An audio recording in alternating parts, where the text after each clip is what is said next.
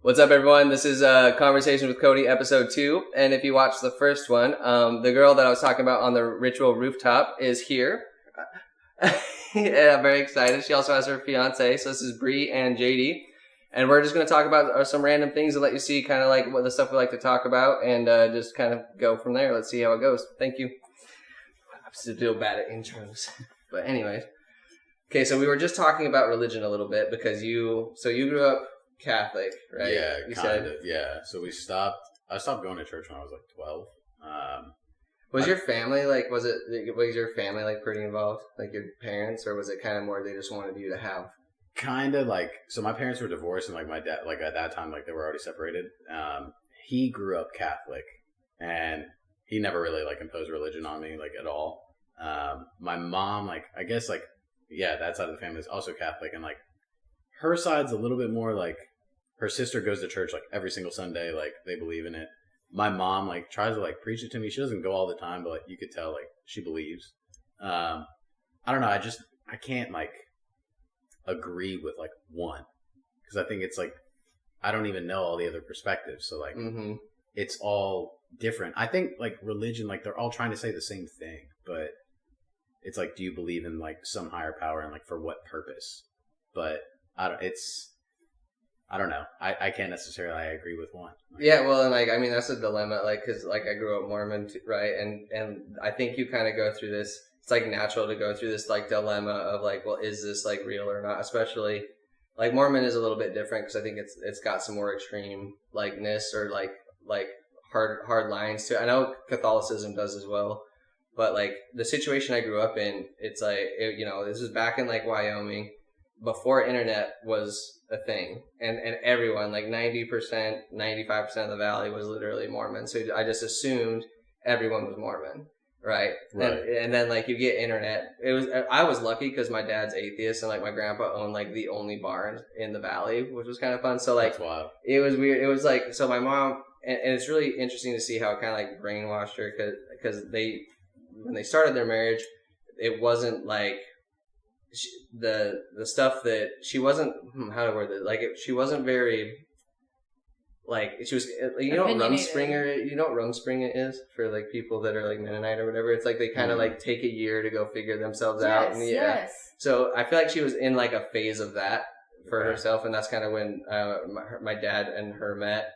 And then after she had kids, I feel like a lot of the guilt of like, oh, well, you need to save your family and shit like that kind of came back. And so it created a rift between them, obviously. But I was like lucky because, hard. Yeah, it was. So she wasn't born into it? No, she was big time. Yeah, like, and my grandfather, like that whole side of the family is still very active Mormon. But my family's like cool because like we grew up outside, like pretty much like hunting camps and stuff. So like my mom always believed that the temples and stuff you go to are like you don't get as much as you do from just like being in nature. It's kind of like being more connected, and she had like that view, which was I'm like really grateful for. With nature, yeah, because nature is like what's more which important. Is like a lot of religions encompass that. Yeah, and she always said that she felt closer to God like in nature than she ever did at church. Absolutely, right, and so like I was there, but there are some families that are very very strict, and it's all about like maintaining like your presence in the community, and like some dads are like very strict with it, and I luckily didn't have that because I'm about the same age, 12. I'm like, I don't know if I believe this stuff, Yeah, because you don't know if it's like right or wrong in the sense, and you're like, that's what like you start to question kind of like everything like at that age too, and you're like, is this what I want to believe in? Like it's almost like you don't really fully know, and it's hard to kind of decipher. Yeah, well, and you just don't know. And, like, it's funny because I feel like the older you get, it's like you realize how true that continues to be. You know, it's like no one actually fucking knows. But there's some people that are so, like, locked into it that, like, it's the only thing that they can believe. Like, trying to even think of something like that not existing is, like, shell-shocking to them to the point that, like, they are comfortable like burrowing their heads in the sand because it's like it's more comfortable to do that than it is to accept the reality that there might not be something or that it's wrong because their entire like life perspective and everything is based on it.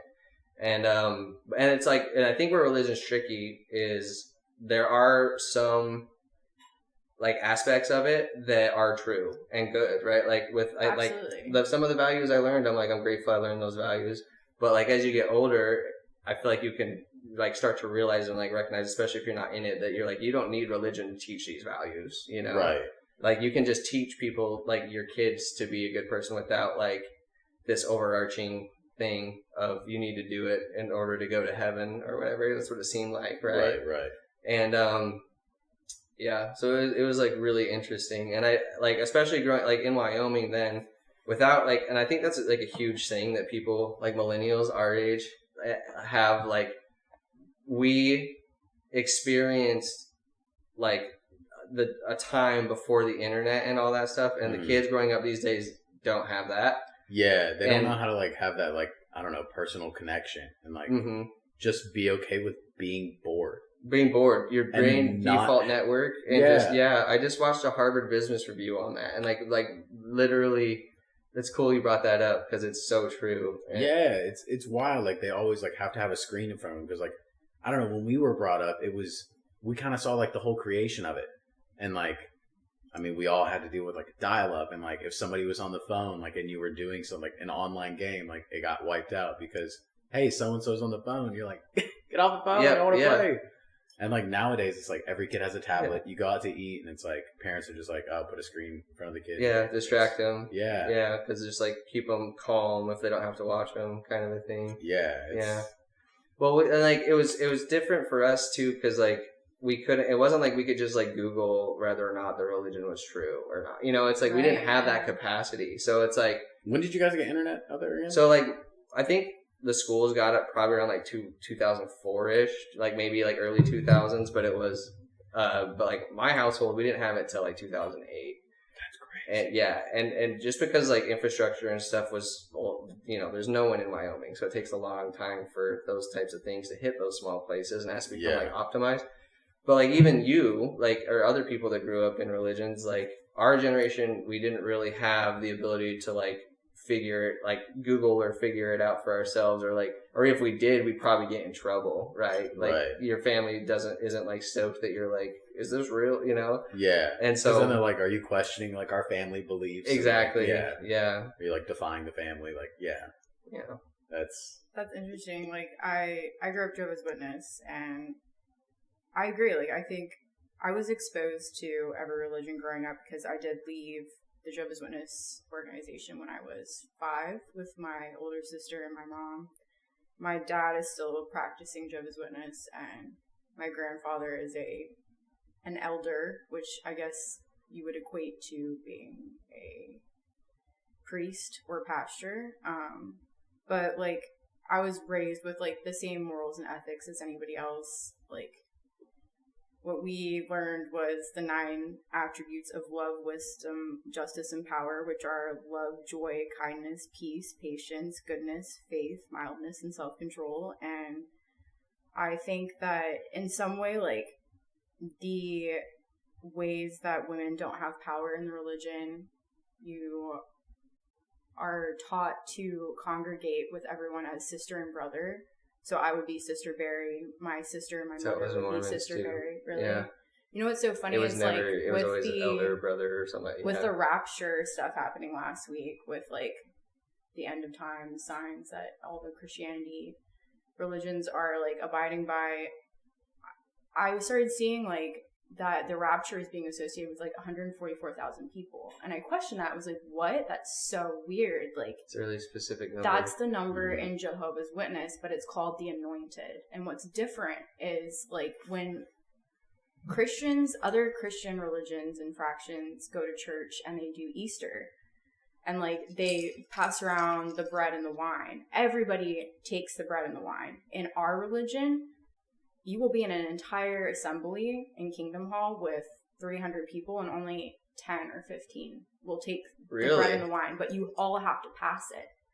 You all take it and pass it along, and only the anointed can drink or eat the bread, and it's like kind of That's crazy. But what's crazy is it's self-proclaimed. No one tells you are. That's exactly like that. Well, that's something that I really don't like about religion. is that it gives people like a false sense of authority and or like that they're better than other people, and it's like literally the direct opposite of how you're supposed to live. Population control. Yeah. You know what I mean? It's like you shouldn't be judging other people, or like you shouldn't think, oh, I'm better than these people because I sit in the front row of church every Sunday and that like that's my image in the public and shit. And it's like, right. Sorry, that doesn't exactly equate to you being like a good person or not, but they have this like false sense of like authority or like entitlement because they, for whatever reason, like they were chosen. But like, and you were saying, it's like, why are the anointed, right? Why are they those people? Yeah. And it's, and that's, it's really, anyways, I didn't mean to cut you off there, but it's interesting because there's some similarities with Mormonism too. But even that, like, with the rapture last week, like, I've talked to my coworkers who I was like, oh, like, everybody around me is saying, like, they're working at a huge, like, conglomerate, too.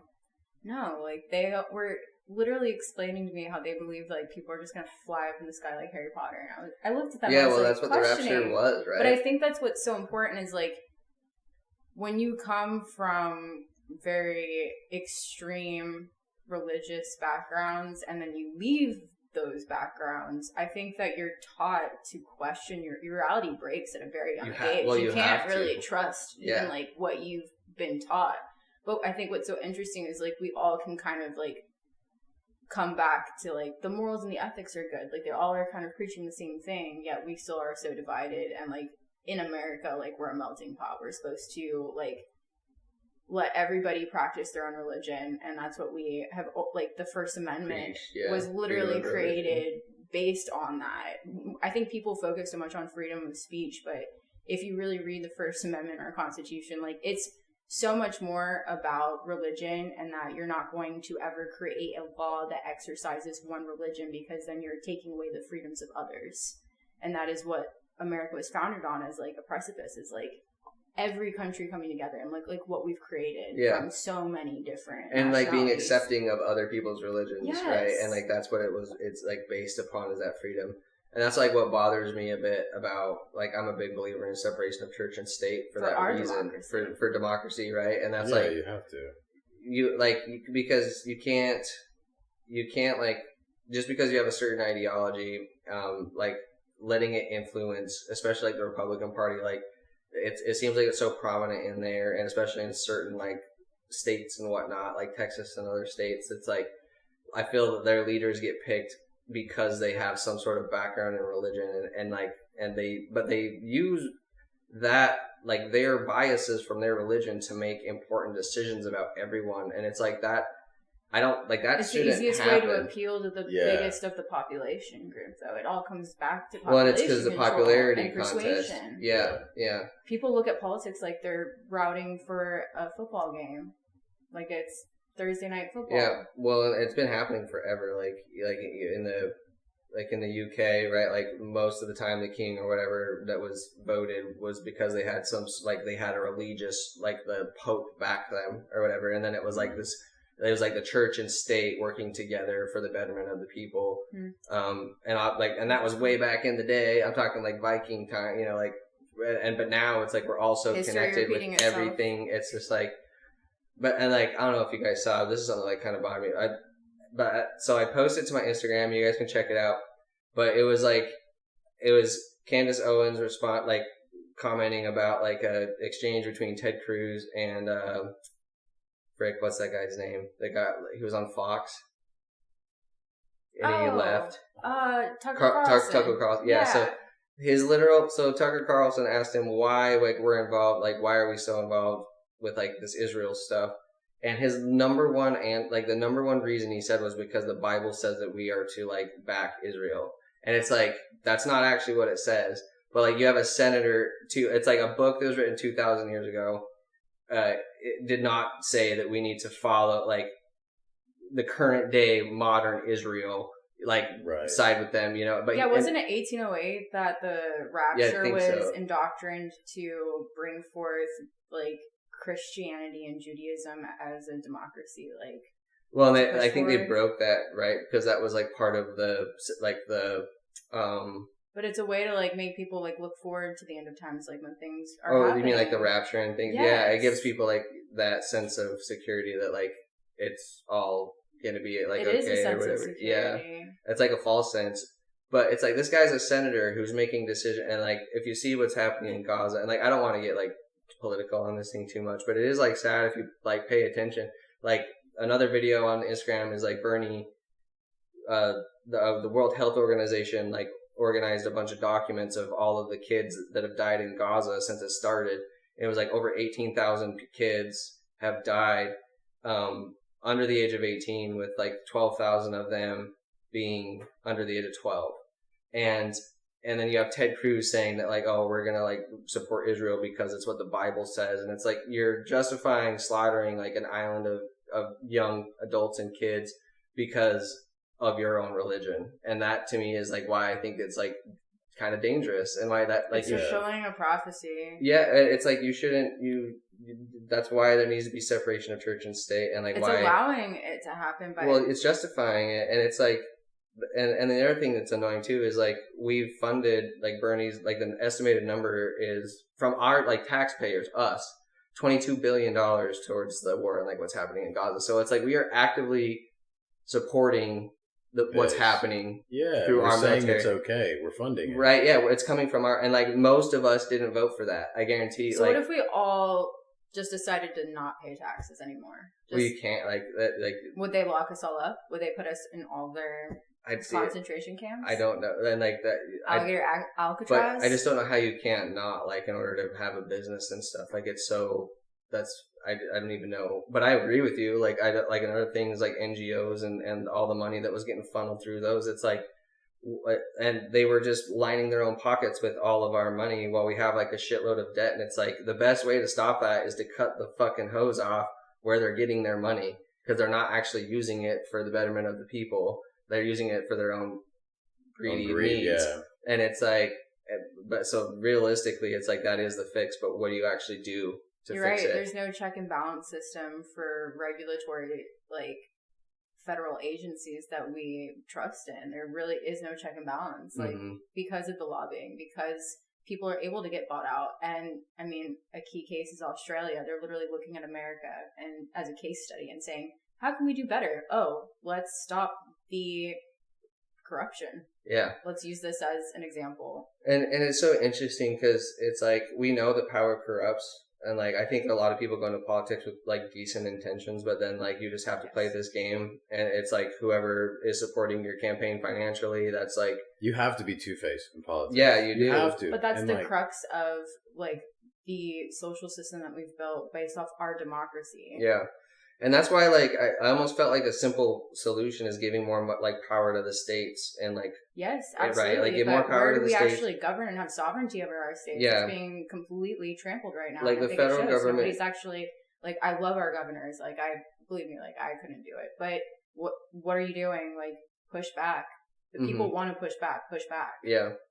And it should be done on a more state to state basis. Like, we just have too much, like, land and people. Like, the United States, like 340 million people, and like we have so much land that it's like to actually govern all of that. Like the different policies in like New York are going to be and should be different than policies in Wyoming, right? Like, right? Because it's like New York City, millions of people, different survival needs, different terrain, different totally different thing. And why is someone in New York making a decision about what people can do with their guns in Wyoming when it's like some people need those like for hunting or safety, just like and like for farms, like fucking wolves, like that shit's real out there. And but those are two totally different worlds, right? And it's like why like I think the federal government really should only be in charge of like military and protection of that kind of stuff, and then like a Supreme Court, because I do think the Supreme Court is viable as long as it's not like compromised, that's a whole fucking rabbit hole to go down that it's just like I don't know enough about, but yeah, it is kind of silly because it's pretty obvious. Like I really don't think most people that voted were like, yeah, I want Israel to take our money for war. Like most people I know are like, I don't fucking want. Why are we supporting Israel at all? And and yeah, it's like we have the money, and the other thing is like, yeah, this debt and shit, like the bill's gonna come, like it at some time, and the more debt we have, the more like we lose like kind of our power and stuff, because we do have to pay it back to these other countries, these other things at some point. And so yeah, I've thought about this a lot, because it is an interesting question of like, well, what. How do you fix the problem? I'm pretty sure I theorized this with you when we were at the rooftop at Ritual. I was like, how are we better as Americans? Like, we've gone into Iraq, like we literally tell people after we make the hit on Osama bin Laden, like, hey, we took him out. What is the difference? If, like, you look at the state of Palestine, Israel, Gaza, whatever you want to call it at this point, whatever side you're on, it's the state of New Jersey. So, like, if you really look at the size and the scope of, like, what they're fighting about, like, lands that small on that size. But then there's multinationalists that live here in the United States that would disagree and say, like, that's my country. Well, are you an American? One. That's what I would ask. Like, do you consider yourself more an Israelite or an American at that sense? Which I don't know that a lot of people have ever had to make that discernment when they're given the right to have multi-citizenship. Yeah. Which not a lot of people have. Do you know anybody else that has multi-citizenship besides ambassadors of other countries? So like, I think have dual citizenship, but where's your other citizenship at? Canada. Right. But I don't really I was born in Canada. I wouldn't consider myself like a Canadian. Yeah. Like, I'm American. Like, I grew up here. Like, I moved when I was 3, so like most of my life has been in America. Yeah. But like, if somebody asked me like, where were you born? Like, yeah, I was Canadian. Yeah. I was born there. But I wouldn't say like, oh yeah, like, I don't really. But his mother is an American citizen. Yeah. So yeah. Citizenship. Yeah, and that's how most people I know that have dual citizenship. It's because one of their parents is from that country. Right. But it's like I can understand the argument from the other perspective of, it's like, if you were here from Gaza or whatever, and you made a successful business or whatever, and then like you see your homeland getting bombed, like if you were seeing Canada getting bombed and like all this stuff happening, you'd probably be like yeah, why the fuck is that happening? I mean, okay, so let's say Texas is Israel's land and Mexico is Gaza and Palestine's land. At what point, if there's that same segregation, divide, nationality, like where we're pushing immigration control, like, would we as Americans fight that? No. Like, look how divided we are. Republicans versus Democrats and the immigration status now with ICE. It's like, a hot topic. It is a hot topic, and it's hard. We're losing due process. That's the most important thing, is whoever you are, there's a scarier reach that this goes 6 months, a year from now, not right now. I don't care what is going on right now, where your stance is, or if you're happy or if you're against it. What I'm more worried about and concerned about is a year from now, what that grows into. How is AI actually, like, we don't even trust AI, and it's going to stigmatize who next to be put into these imprisonment camps. Well, it's like what's happening in China and has been for a long time. Like, they have like a social card system. Yes. Have you guys seen that? Where it's like, so based off of your like ethnicity and like family name and like your history of crime, they give you like a rating of how safe you are to the public. Well, you saw that in was it Switzerland or Sweden today? They started microchipping people. Yeah, and like it's part of, so like mark of the beast. But like if you have like a certain level less, you can't go grocery shopping because you're considered like in China, like in some parts, because so you have to rely on other people to do that for you, and like that's kind of where that stuff is heading. Social class, it's pretty much Black Mirror. Yeah, it is, and like there's so much. Like, you lose a lot of your freedoms that you shouldn't lose, and like just because you've committed, like, obviously unless it was heinous crimes, right? But if it's like if you were a kid stealing food when you were like 15 because you were like adopted and you ran away from your parents and you got caught stealing food, that shouldn't like follow you the rest of your life and like determine whether or not you're gonna like be able to buy groceries in the future. Like, that's not like. It's like one decision can fuck up the rest of your life. And the scariest part is they get to determine what that is. And that's like the issue. Like, it's literally unlimited power. Like, because they get to decide and write the policy on like what those lines are, where they're drawn, right? And that's like literally profiling, but it also is ignoring the fact that humans change and like circumstances, like dire circumstances normally require dire action for some people. Like, like most people I feel like don't want to like steal, like if they're in that situation, if they had the needs to support their family and do the things that they want to do, they would choose not to do that because it's riskier. But like some people get in situations where like a line of bad luck or whatever happens and they kind of have to do what they have to do. And I'm not like condoning it, like obviously. Right. You know, you kind of pressure social classes to act out in that sense, like you create the caveat. Yeah. And it's just like, it's scary. It's really interesting. And yeah, AI, like, it's so, I feel all they did with AI was like one company came out with it and then they were like, all right. And it wasn't even like ready enough yet. And then a bunch of companies were like, well, we're going to fall behind the curve if we don't get our systems out. Right. And then it was just this like shit show. Flood of everything. And like, I mean, I can't remember which one it was. I have to look it up. But there was like one AI platform that they caught it copying and pasting itself to different servers so that it like could get away and like and not be controlled. As soon as it knows that it's going to be deleted, it's so intelligent that without telling it doesn't anybody, want to it replicates itself so that it can still keep working. And that's evidence of it being like sentient enough to be like it's biased. Yeah, it's not controllable, just like we are. Yeah, exactly. It's 100% right. So you're going to unleash something even more powerful that you can't control, even though you're trying if to control us with that. Right. Yeah. And then the other thing with that too is it's like, I'm pretty sure all these smaller companies that are just releasing AI like crazy now, they don't have the fail-safes or the know-how that those bigger companies that actually have the engineers that know what the fuck it's doing. They don't have that. Right. So it's like, who knows what these other like AI platform could be doing in the background, and we have no clue.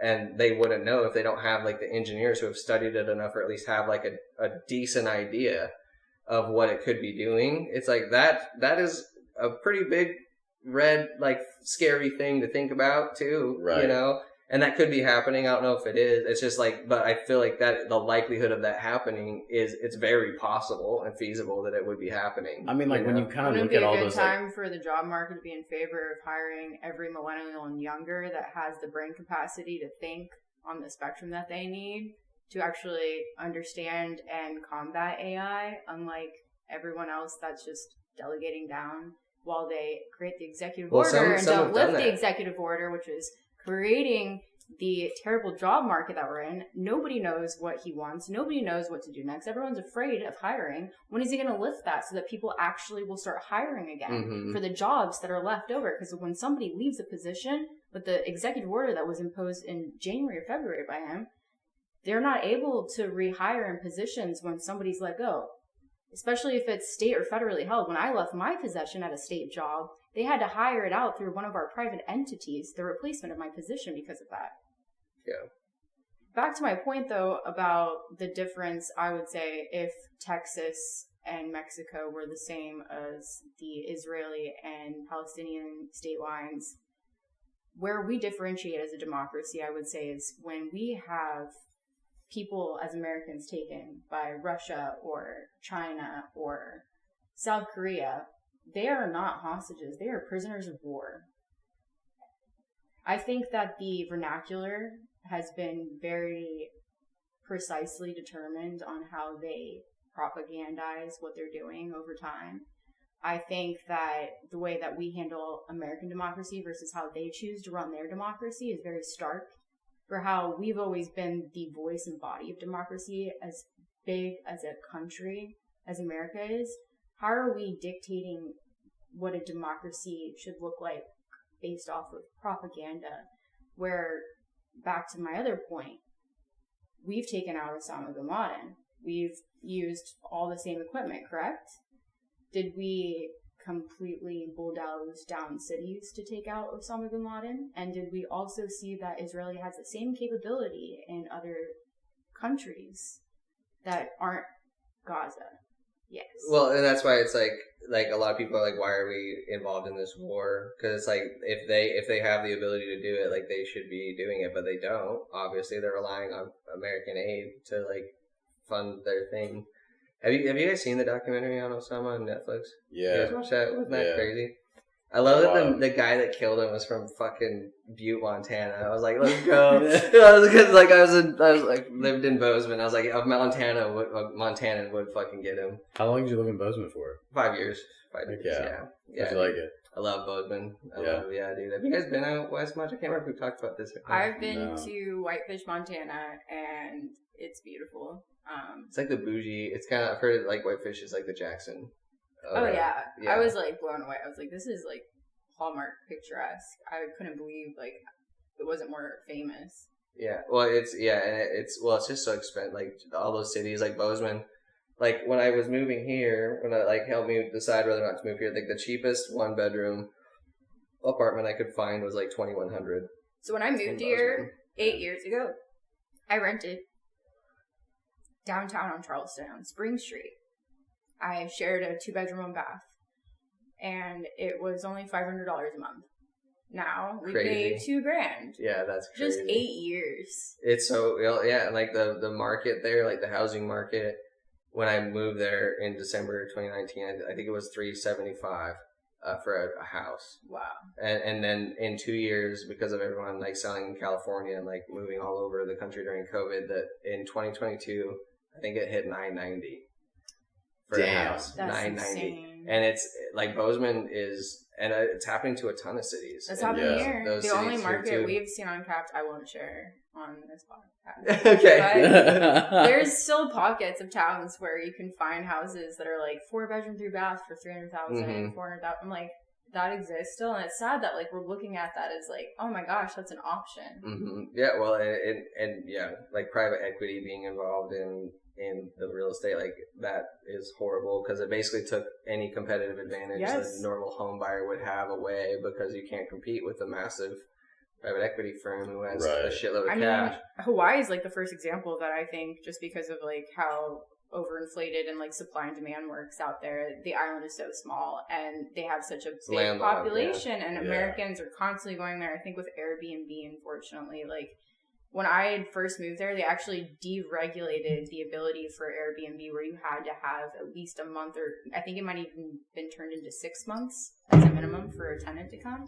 And it's because like I'd visited Hawaii like 3 different times over a span of like 7 years, and when I had moved there in 2022, it was the amount of native people that did not look homeless that I would see like setting up like blankets on the ground in the middle of the night. Like I was like, I don't want to even move here. I don't want to be one of the mainlanders coming in and taking away like the ability for them to have housing. Like that's what this regulation is about. Like these people are being driven to homelessness because why would they be able to pay rent for $850 a month like they used to when these people that own all this property, these second homes and stuff, they're not going to rent them out to people that live there anymore. They're going to be making $10,000 a month, then $850, or even if you raise it to $2,500, like what we're paying, they're going to make $10,000 rather than $2,500, and that's not okay. Mm-hmm. You ever been to Hawaii? No, I haven't. I want to go there. Oh my god! So you have to. It's like it's magical. Like I will say, like when you go, we'll create your travel. There we go. Yeah, it's so cool. But yeah, like I don't know. I haven't really been a whole lot like out west. I've gone to Colorado. Okay. I've always wanted to go to like Montana. Dude, yeah, you got it. And like just like do like a hiking like trip or whatever, and like just literally stay in the wilderness. Glacier National Park is unreal. I'm so mad. I didn't go in the 5 years I was in. It was like fucking 6 hours north. I know. I'm like kick myself. It's like the Swiss Alps. It's beautiful. It is crazy. Like it is cool up there. But I mean, a similar thing was happening in Jackson too. Like, because Jackson is like one of the richest counties in the United States. Like, for the last decade, the literal saying there has been that the billionaires are pushing out the millionaires, and it's true.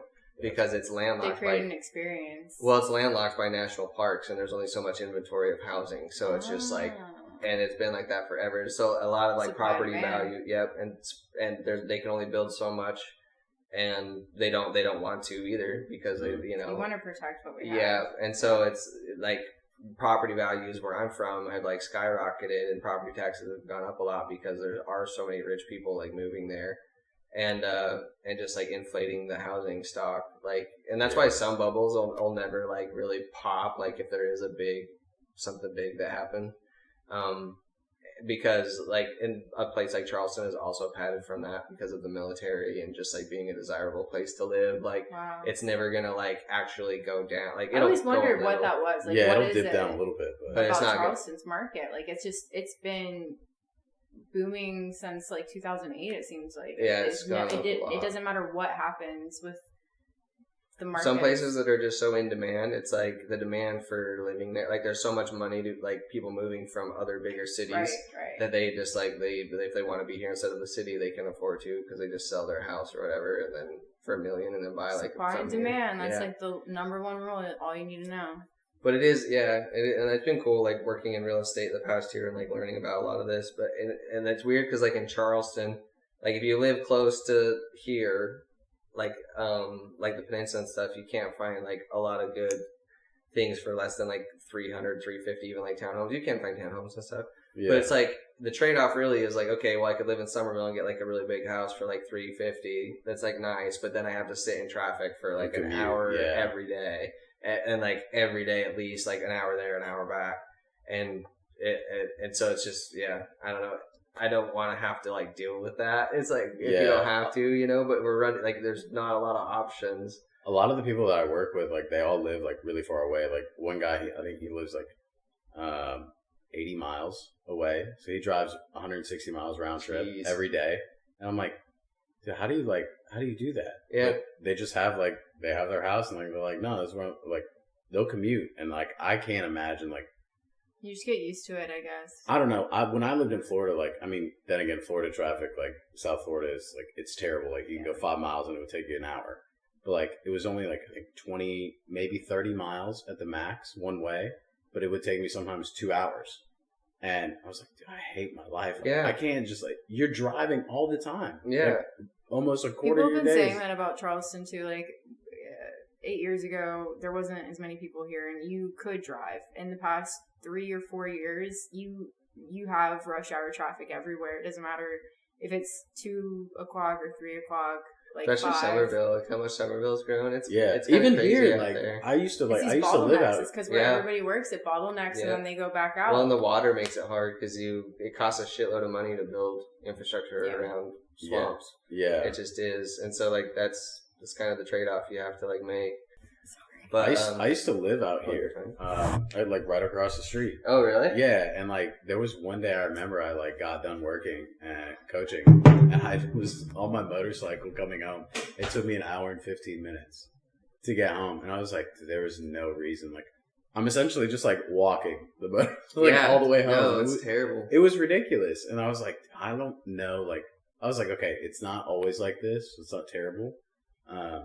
I don't know. It's like, what's the trade-off? Like, yeah, you have a home, like, you get to enjoy it, but, like, is that, like, a good trade-off? Yeah. Yeah.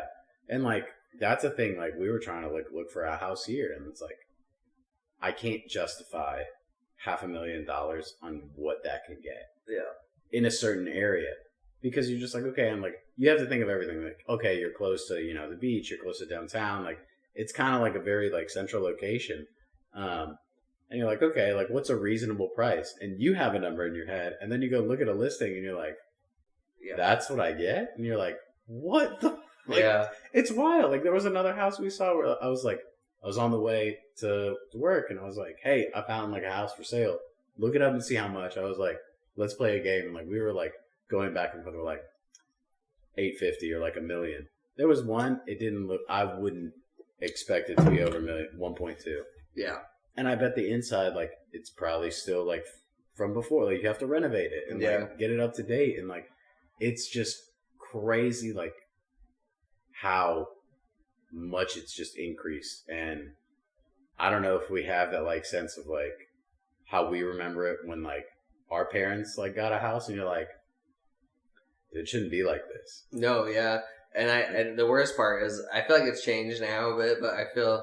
There were, like, so many boomers. They like, it was the avocado toast and all this other shit. And it's like, no, dude. Like, the housing market has gone up so much. And wages haven't kept up, like, in the slightest.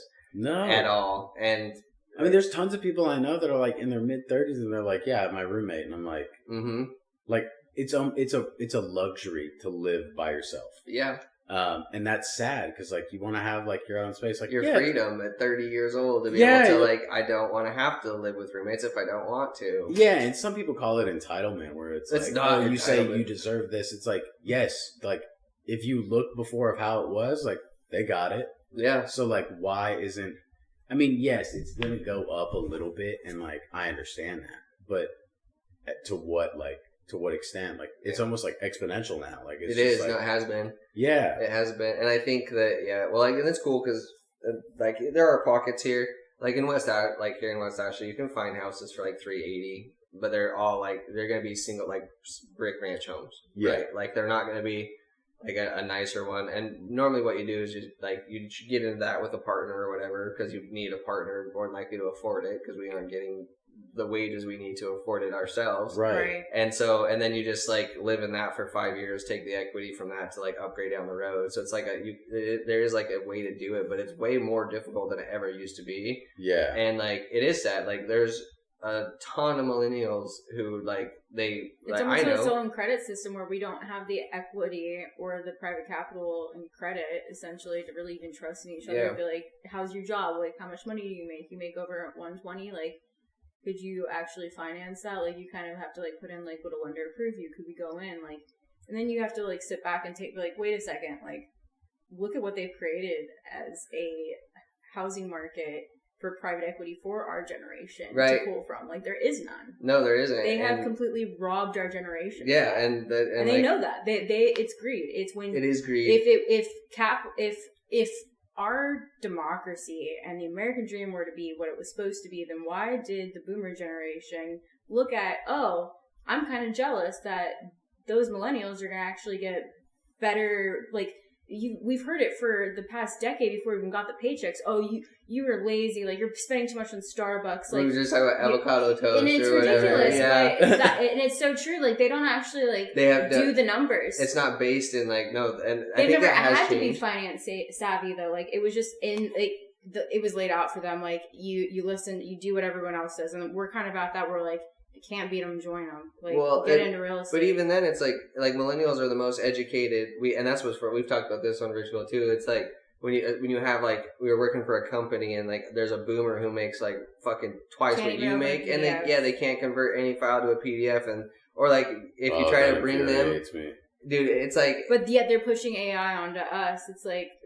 and yeah, but it's let's raise the retirement age to 67 for Social Security while we're at it. Yeah. Let's make it harder to actually implement us as management. Well, let's create project management positions so that we can never create that for them. Yeah, well, that's like what it is. Like another you talked about that with your work experience, yes. Right? Is it's like, and I've had other friends too where they like their boss won't like doesn't like it when they talk to like another person or a level up like their boss about a potential idea they have because they're worried that it's going to undercut their position and they're going to lose credibility. It's because they usually like all of the older generations, like they've kind of been, what is the word for like the sorority? Hazed. It's almost like hazing process. Like you had to work your way in, but like the technology wasn't really there. So like you're just proud of what you could do to adapt into it. And like, well, I worked for this. Like I had to wait till 45 to get this respect, to get this position and this salary. So you're gonna have to too. And they feed off of our ideas. They take them and they get the bonuses. They create the goals off of them. And the bonus structure is the 5 year, the 20 year. And that's why. And then once they're not gonna get it that year, oh well, this is your job responsibility now, and I'm gonna focus on this goal. So now it kind of just like you have all these projects and like. You kind of have to take a step back every 5 years and be like, why do we have these erroneous tasks? And why are we making these people do these things? It's because it's been passed down from somebody else. And no one ever looked at it like synergetically and was like, does this make sense anymore? Well, and to them, it doesn't matter because they're protecting their position. They're literally just validating what they do. And let me tell you, like, it doesn't matter how high up you get, like, they're looking down at the people that are the doers, the people that are making the meetings happen, answering the emails, asking the question to think critically for them, essentially. Well, how do we handle this? Like, well, when any issue comes in, you don't even know, like some people don't actually know who to go to because an organization is so big. And I think that's what we're seeing, maybe what the Republicans are saying with like, oh, all these federal companies, they're too big. The Pentagon, for instance, like they can't even get their accounting errors in check. Like they can't even. They've never passed. Dude, I think that's wild. You go and audit people, but the Pentagon can't pass an audit. And you want to know what it is? It's the coding. It's the software. The coding language that was used to code that software is so archaic and old that only so many people even like know it anymore. With like C++ and Python and all the advancements of coding, it's not even like a known language anymore. So like, you essentially have to create a new system and somehow interface that language to communicate to turn it into a software like C++ or Python that can actually be manageable or malleable to work with, that nobody knows how to do it. But that's what's so interesting about archaic systems is the bigger they get, nobody actually knows what the fuck they're doing, right? Yeah. And so it's even like, at you the can't top, just like how do you get all the way up to the top? These people that are in these positions, they've never worked at the bottom. You don't actually know what it takes to do the work. You just ask the people below you and trust into them. And it's kind of like a ricochet effect, like a domino effect. It goes down and down. It's like telephone game, but like at and some all point of that it gets pressure and Yeah. accountability. Yeah, like, the accountability has been put onto our generation without the management pay or experience. That's what I was getting at, right? Is it's like they're protecting their jobs and they'll take the bonuses. Like when you're doing a good job, it's good job, you did a great job, and they take a check. But then it's like they don't share the check with you. No, it's like they are like, oh well, I deserve this because and they're I'm wondering where the position. incentivization is, and they're like, oh, your generation's lazy. It's like, and then what question like, why do you job hop? Like, I have a friend that is in her 60s and like she never I was like, did you ever really think that anyone's gonna fight for your salary? Like, why do you think our generation is leaving companies after 2 years? It's because it's the only way to advance and fight for our own, like, well, you don't get raises internally, and like it used to be that way, right? Like, it used to be like stay at a company and work your way up and get in a position. Like, so like I can understand their mindset because that's what worked for them. But, like, it's not working for us, like, trickle down. But think about what we're doing in college. The things that we're expected to do in college and international baccalaureate, like, how could you go from the extremity of, like, 18 hours, like, I saw something where a 12-year-old was doing, like, 14 hours to 18 hours of homework, and I'm like, they are exacerbating these children. Dude, it's so bad. And to submit, it's all, so bad. And you know what it is, it's programming. It's all about indoctrinating these children to not be thinkers but doers for other people. Just cogs. Just do the assignment. No, for real. They want you to. They. And what are we doing? We're doing the assignments. Like, we're like the best evidence that like education does not lead to salary. And like, there's too many people that went to college, and there's like the competitive advantage of having a degree means way less now. I mean, isn't there like the always saying that like you always go to school with like someone who like gets C's like through all like school, but yet somehow they're going to make more money than you. Yeah. And just because of like, it's almost like sheer dumb luck at that point. Well, I think it's different. There's like, it's different. Like with Spencer is a really good example, right? It's like I feel like we were taught that there's like, oh, we'll go to college and then you be successful, whatever.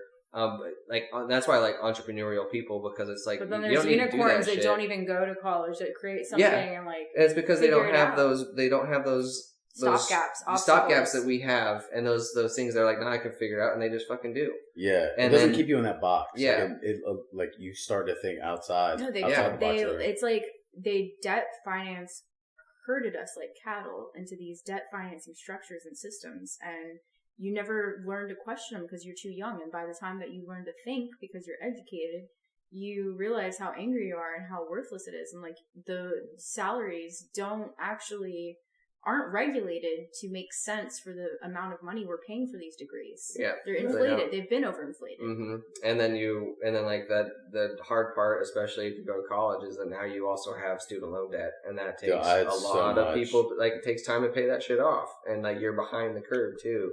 And it's constantly building principle. Yeah. That always. We didn't even understand. Why aren't they teaching that in college? No, the tax system. It's because you're right. Like, so, when I worked in law, I realized like they keep people dumb with legal jargon. Way easier Why to is control. legal jargon so different than just like cursive or English, like what we're learning in school? Why is legal jargon so? Why do we need lawyers? Why do we create it so monotonous? It's because... And I realized, like, all the forms, like, even to create a business, why aren't people creating businesses for themselves? Well, if it was only one form before, it would have been too easy. Let's create 10 different forms. Let's create, when you have an LLC and you get to $100,000 in capital, then become an S Corp, because then that's the best way to tax evade. It's like, the more educated you are, the more you learn how to evade paying money into the system that benefits us as taxpayers. Most people that are wealthy, I feel like it's because they figure out how to like No, their play parents set like, up system. Their parents It's set all up the written right for you, owner, though. trustee, Yeah. and LLC No, that's true. structures That's true too. in advance so that Born they with a can silver ass evade spoon.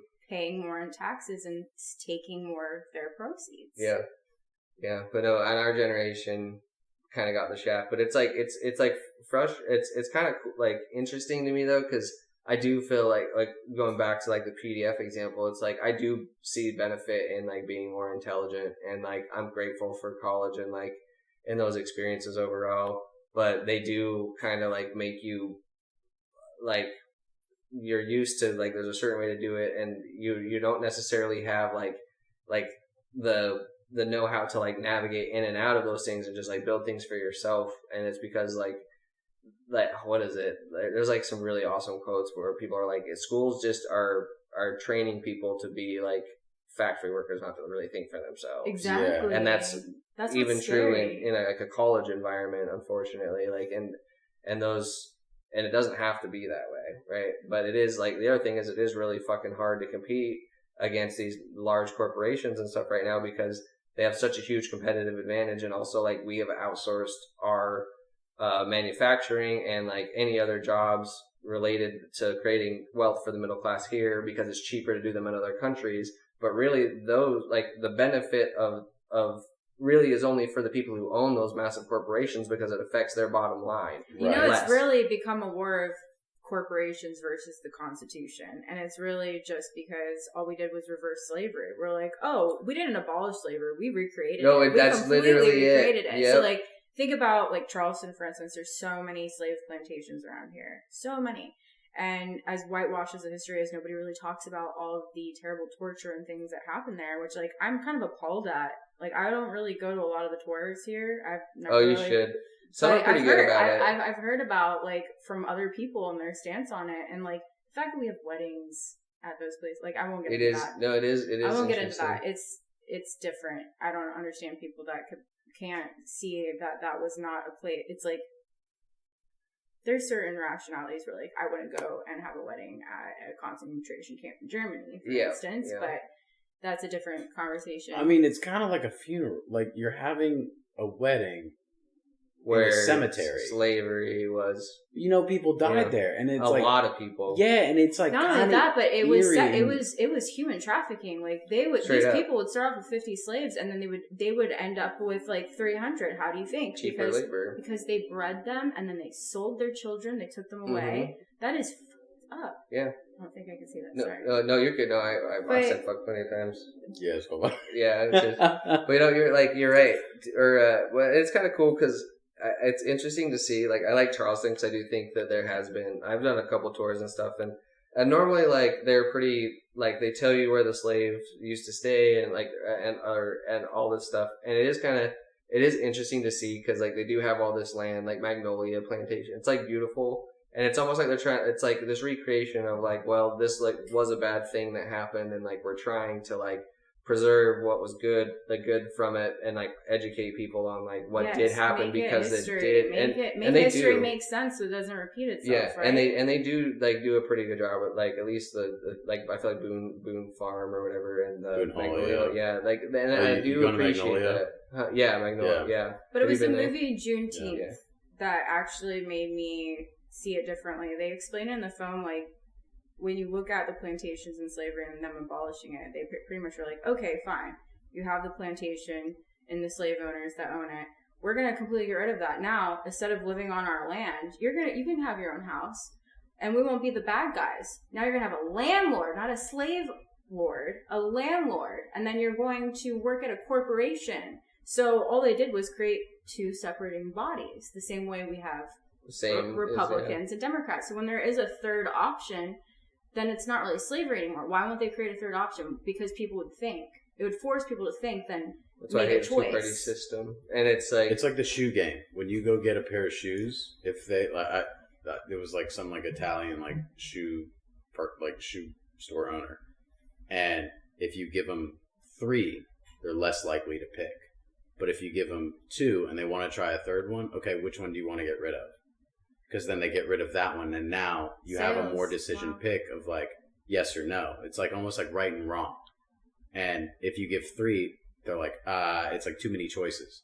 Yeah. So like the best way to like what's so control funny people about is you supply give them and two demand options. too is like we think that like, oh, you can only have a house, but we were looking at like it's cheaper to finance a boat than own a house based off the mortgage loans and like all of the extra verbiage and legal vernacular they put in there to like Ponzi you out of tons of money in principle.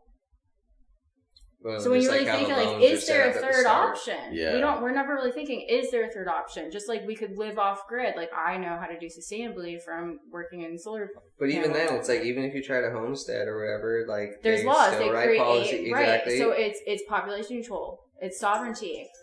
It's well, we can keep going too because it's interesting to talk about. Like, but and what's cool, like, but it's true. Isn't that crazy how fast it goes? Isn't it fun? That was wild. I love it. I was dude. like, I couldn't talk at first. No, it's okay. But you like stepped into it and you crushed it. It's fun. It is. I said a lot of controversial stuff. No, it's okay. But like, that's what it's for. It's important to talk about those things though, because like otherwise, like it's almost like but stigmatized. It's true. I was thinking about that the other night, and I only said that to you because of the ears listening, because I could already tell how they felt about everything. That's how they were treating me when I had already talked to them about something with that.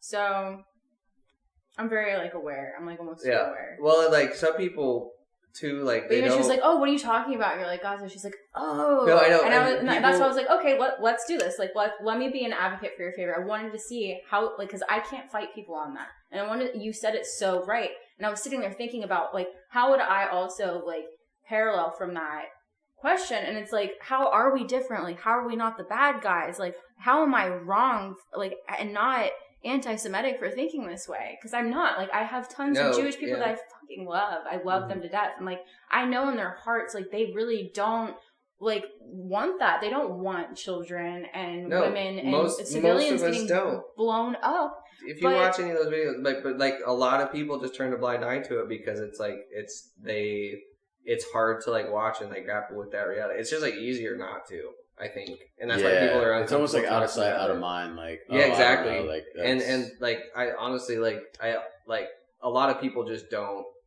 They're so caught up in their own like routine, which is like part of busyness and like trying to just like survive, right? Yeah. Like, because that's what a lot of people are doing. So like a lot like us, I feel like we're deeper thinkers. Like we ADHD, like we're naturally more curious people. Well, think about how the Republicans and the Democrats are always being played. How can you not assume that like people that are multinationals are not also being played by it saying like, oh, with sausages, oh, of course you attack a music festival, which is our generation, which we would be more inclined to like sympathize with as well. Like they're constantly for a decade been planning, how do we propagandize this? Like it's not like this happened overnight. They've been fighting for hundreds of years. They've been using it forever. Like I really don't believe like obviously I've seen racism. I like being in the South. Like it's real. It's a real thing. It was founded. It's real. We are alive with it. We live with it every day, and we're aware of it. But we still respect and like we can live with each other. They are not accepting to live with it. Well, and the other people, like what happens on both sides is like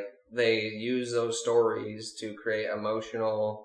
Like they use some sort of like George Floyd's really good example, like we're trying to be a democracy. We're a democracy, but we can't be because of them. Well, they throw it in there, right? And then it's like, then you get this whole other side riled up, and then like the Charlie Kirk thing dying too. It's like now all these people are riled up, and it's like I feel like they do a really like and media look how they and attacked stuff. the blacks during Trump's last presidency and how the Black Lives Movement matter. Like it happened and because people needed to speak up about it and get back. But where is it now? Yeah, black people are still angry. They're still aware. Absolutely, and they realize that they're not dumb. Like they see the propaganda and how it's been turned on to and that's what they Spanish do. people Big now. media, and that's why I'm so scared. Like for kids that have grown up like without not having the internet ever, like all they know is this, and like can you imagine getting this amount of information as a 13-year-old kid? It's too much. Like I couldn't even handle seeing about that. Charlie Kirk shooting. It bothered me like for like a few days. Like it took me a few days to realize like I'm not doing well. Yeah, it was everywhere, and it seemed like every person that I liked on social media that was like kind of like an activist that never really spoke on like that big of political talk, everyone started talking about it. Everyone started using it, and I was like, I don't even like, I watch you for like the weather. I watch you because you like look at the radars and like tell us what the government's doing with them after hours. Like why are you like propagandizing this with them? Well, and it's like a weird balance. Viralness though. Viral, and then like people want, and you're like, this is what people want to talk about. Like I get it too, being a content creator. Like what are how do I keep people, like, how do I get people engaged? Like, what do people want? Well, or like if they have a platform and they want to share their opinion, like they should be able to, right? Like they built it, You and should. like they do, but like going back to the whole race thing, it's like you constantly see media pushing like extreme stories to try to like rile people up on both sides, and I really think all it is a smokescreen, because I really don't think it's like.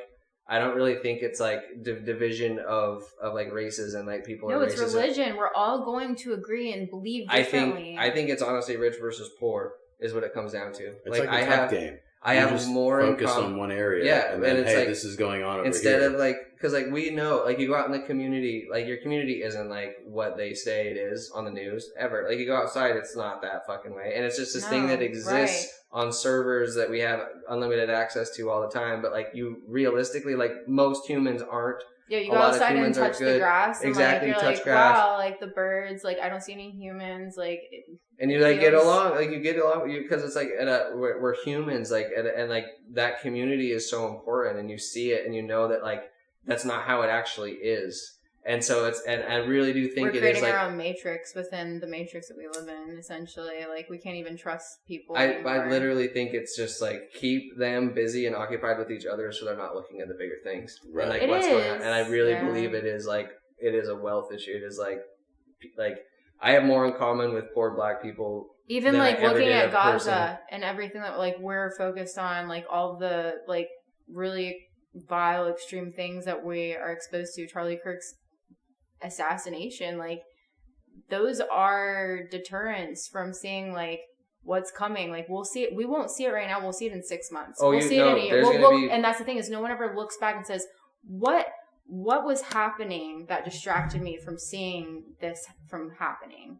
Like, well, and there's a line drawn like now. Like I feel like a lot of Republicans have been pretty quiet and like pretty understanding, but I think that's changed. They're waking up. I think that they're starting to see like, wait a second, like I didn't really vote for all of this. Yeah, well, and like it's just like there's so much to it that it's such a hard thing to like even like break down, but I just like ultimately at the end of the day, like I try to like a lot of like what I try to like base my decision and like my own morality on is the human aspect, right? And that's like what it comes down to for me. Yeah, and the human like, level. Dude, we're like, fucking humans, and we're like life is valuable. It just goes back to like since I was little, like I remember ethics. taking a test that was like, are you Republican or are you Democrat? And I've always been like kind of in the middle ever since I was little. And I've never been able to associate when someone's like, oh, you're acting Republican or you're acting Democrat. It's always like somebody that has a certain side that I'm not agreeing with because I'm not agreeing with them.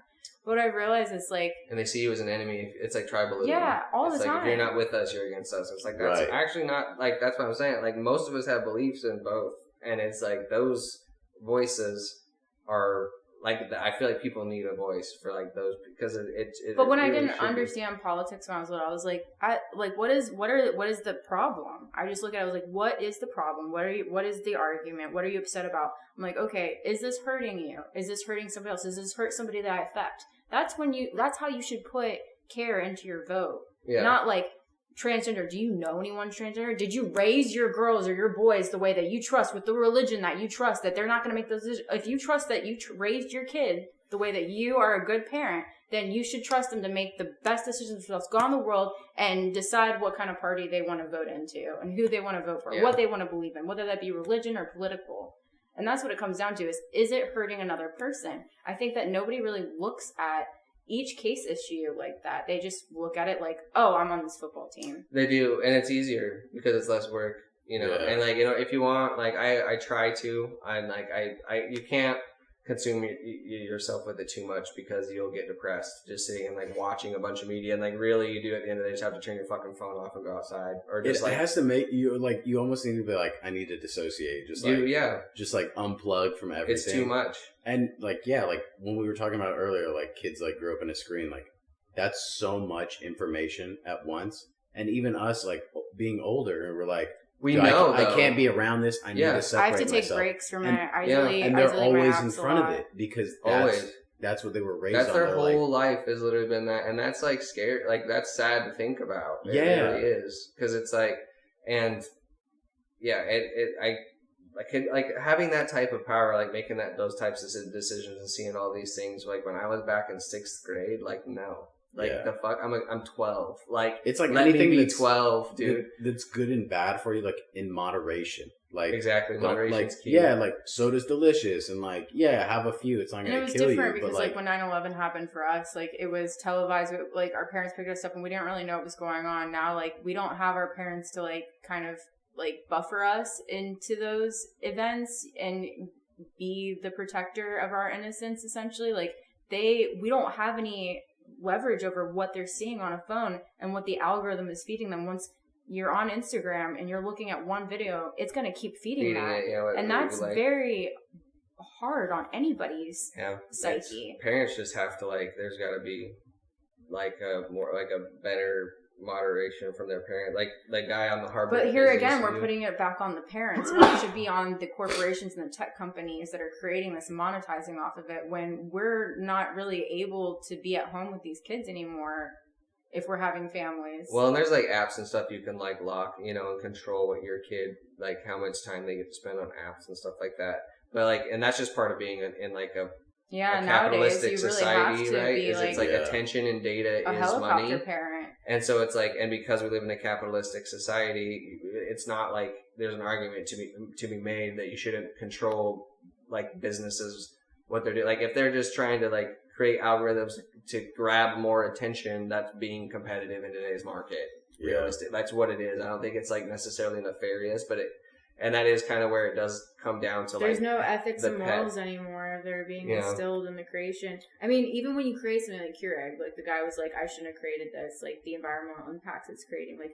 One person created that one product and had a patent and thought of that. We're not thinking about the multitudes of people that they didn't even create these companies that they're running. Dude, I could talk about next time I want to talk about 9/11 because there's some interesting stuff with that. We can put our tinfoil hats on. Oh man, yes. And I love the conspiracy theories. But dude, we can't. We'll have fun go with down it, a rabbit hole, dude, for sure. And there's just so many things that it's Isn't that sad that half of America does not believe in any of the events the way they've been televised and propagandized to us through news and media. Have you seen the explosions though? It's looks like it's fucking demolished. We're all we built this country. We all come from different backgrounds of construction and such that experts can say that is not what that looks like. Yeah, that's not what that sounds like. Nope. People that were there was too many witnesses. And I dude, I ton viral hog again. All I did was watch videos all day long, all around the world, every fucking thing you can imagine. And it's we got a ton of old, hospitals getting demolished. They looked so similar to what fucking happened in the towers. I mean, but it's crazy because to think that is actually a possible, that's scary to think about that. If our government did do that, they actually that is how little fucks they get. If they're willing to actually blow up towers and create all this division, or to make this other country the enemy. To make a patsy. To make a fucking war over it, they're not, if they're not afraid to do that, that is a scary thought to think about. Right. The extent that people who are in power are willing to go to keep that power. And that's when you open your eyes to that, it's kind of going back to the religion thing. It's that's a scary thing to think about. And most people don't want to, but it's it's easier just to conform and believe, sadly. Yeah. Not a lot of people like to think outside the box. No, they don't. And but I think that I'm going to end this one because it's been a good one. And we're going to talk about some more fucking shit this next time. It's going to be fun. And we'll make tinfoil hats. And something I want to do is when we're talking about not necessarily controversial, but I guess conspiracy. Woo-woo shit. We're going to wear hats so the Illuminati. That it's different, But yeah, thank you guys so much for coming on. I really appreciate it. Appreciate you guys. And it's been a blast. Thank you guys so much. They'll probably be on a lot more as well, but thank you again, the compliments and helping me get this started. It meant a lot to me in that conversation. Let us know if there's anything you want to hear more about when we talk about. You guys are literally whenever. We'll do this a lot. I'm planning, like I said, Spencer's gonna be on a lot. You guys can be on a lot. I'm excited to meet Spencer. I want people to see. My biggest, I think, goal with this is just, I want people to see, community and, friendships and, what they actually look like and how different they can be and, how important that is. There's, a human value to that. And that, and I think the best way to do that is just being, these are the fucking cool people I've met. Let's have let's just have a conversation and and show people that like that's not lost and how important that is. And I think it's important to meet people where you can meet people like where they are, and also it's like you can have different beliefs and not like hate each other. There's like going back to kind of like the like researching and going back and forth. It's like I do try to consume both types of media because I want like as well rounded of a view as I can. Right. And having friends with different beliefs, like some of my old very liberal roommates, like they taught me a lot about it. And it's like I don't necessarily agree with their view on it, but I can understand why they have that view, and I respect who they are as a person more than their view on that. Right, and you don't hate them because they have a different opinion. It's like we could disagree on something, but hey, at the end of the day, you believe what you believe. It's like at the end of the day, it's like I want to have dinner with this guy because I like him. And that's what it's all about. Honestly, it's like hearing different perspectives. It makes you critically think, and like you don't want to always believe everything you think. Like you want to be constantly changing. I think that's the biggest thing about being human is like learning like nobody's perfect. There is no such thing as perfect. You're never going to attain it. You have to constantly change who you are and what you think based off of like your environment, which is essentially your community and like people you surround yourself with. Like push yourself to think differently. And also just like the bigger picture again is like we're humans at the end of the day. I think a lot of us do try our best and like we do care about each other. That isn't entirely lost, even though it seems like it is, and media will make you think it is, but it's that's not the case. And like community by far is like the most important thing. Community, family, and love are the most important things, and like actual tangible human experiences, like compared to manufactured ones. It's like if you think about like what's real versus what isn't, it's pretry obvious, like what feels right and like what you actually see that holds weight. And so like don't try not to have like an emotional reaction to these things and let these different things divide you on topics, when it's like at the end of the day, like most of the people I know are really good people, and we're all just trying our best, and that's ultimately what and matters. Meaning is so contrived from like our personal experiences too. Like that was an awesome conversation. I appreciate you guys very much. Thank you. Yeah, I appreciate it. Thanks.